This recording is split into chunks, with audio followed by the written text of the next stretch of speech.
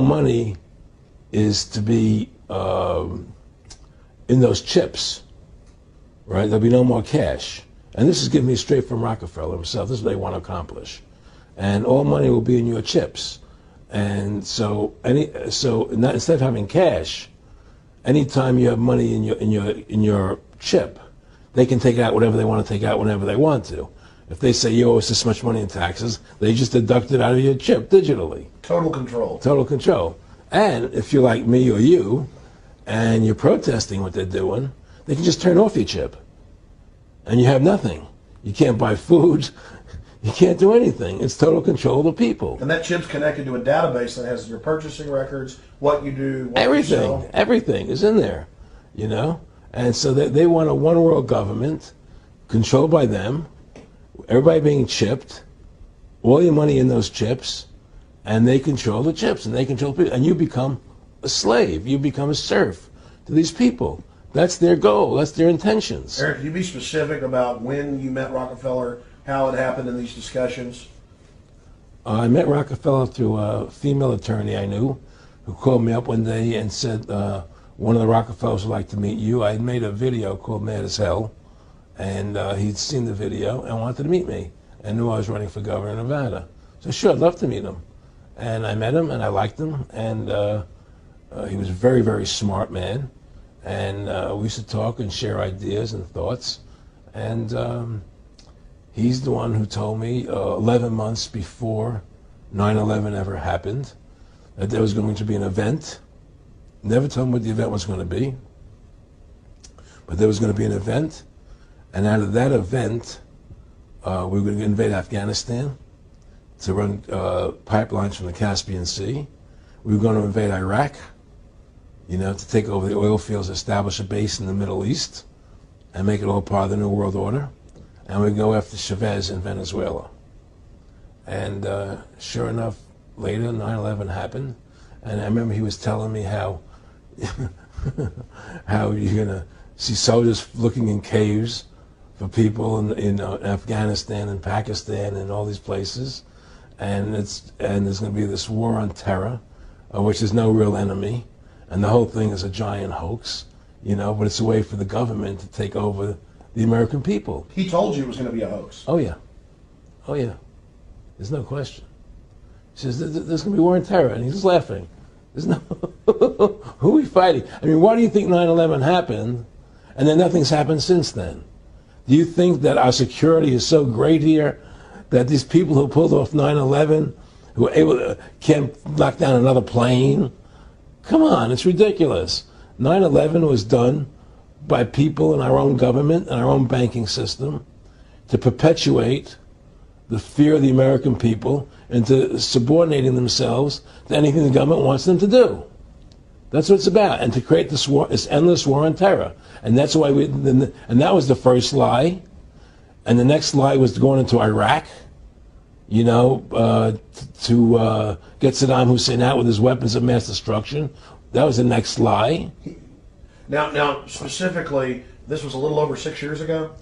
This was 11 months before 9/11. Yeah. And Nick Rockefeller, he's a lawyer. He's become your friend over the previous years, and he's saying to you that there's going to be this big event, and then out of that we're going to have a war on terror, and it's just going to go on and on. Right, an endless war on terror without any real enemy. That you can never, so you can never define a winner. And did he say that it's going to be perfect because you can't define an enemy? It just goes on and on? Yeah, because you can't define a winner. There's no one to beat, so it goes on and on forever. And they can do whatever they want. They scare the hell out of the American public. Look, this whole war on terror is a fraud. It's a farce. It's very difficult to say it out loud because people are intimidated against saying it. Because if you say it, they want to make you into a nutcase. But the truth has to come out. That's why I'm doing this interview. The fact of the matter happens to be that the whole war on terror is a fraud. It's a farce. Yeah, there's a war going on in Iraq because we invaded Iraq. And people over there fighting, you know. But the war on terror, that's a joke, you know. And until we discover what really happened on 9/11 and who was responsible for 9/11, because that's where the war on terror emanates from. That's where it comes from. It was 9/11 that allowed this war on terror to begin. And until we get to the bottom root of 9/11, the truth of 9/11, we'll never know about the war on terror.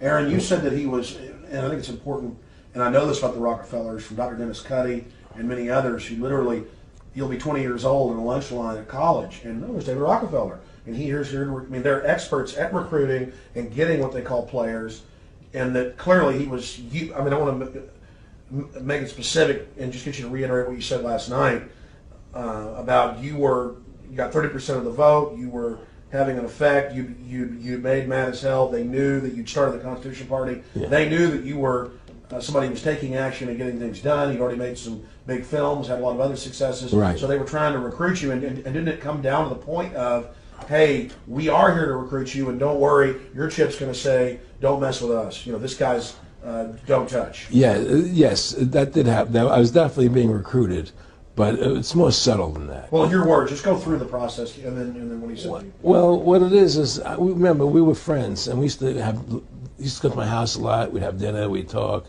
and he'd tell me about business investments that he'd get involved in, or they would help me with this business investment or that business investment. And was I interested in joining the Council on Foreign Relations? I would have to get a letter to join them, but was I interested in that? And, just stuff, leading you on. And I used to say to him that I never really did that because that wasn't where I was coming from. As much as I like you, Nick, your ways and my ways, we're on the opposite side of the fence. I don't believe in enslaving people. And he would come back with, "Oh, I do." Or? Well, it would be more like it's better for them. Well, it's more like how do I put it? It was like, what do you care about them? What do you care about those people? What difference does it make to you? Take care of your own life. Do the best you can for you and your family. What do the rest of the people mean to you? They don't mean anything to you. They're just serfs. They're just people. It was just a lack of caring, and that's just not who I was. It was just sort of like cold, it was just like cold, and I used to say to him, what's the point of all this? You have all the money in the world you need. You have all the power you need. What's the point? What's the end goal? And he said the end goal is to get everybody chipped, to control the whole society. To have the bankers, the elite people, the bankers and some governor controlling the world. And I said, do all the people in the Council on Foreign Relations believe this way you do? He said, no. Most of them believe they're doing the right thing. A lot of them believe it's better off being socialistic. We have to convince people that socialism is really capitalism. Because America's becoming a socialist country. It's a communist country today. Well, one of the things they told me was that he was at the house one night, and he would talk, and he started laughing. He said, "Aaron, what do you think women's liberation was about?"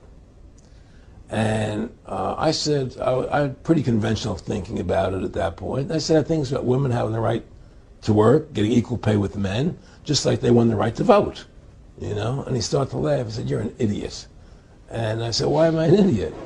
He said, let me tell you what that was about. We, the Rockefellers, funded that. We funded women's lib, and we're the ones who got all over the newspapers and television, the Rockefeller Foundation. He says, and you want to know why? He said, there were two primary reasons.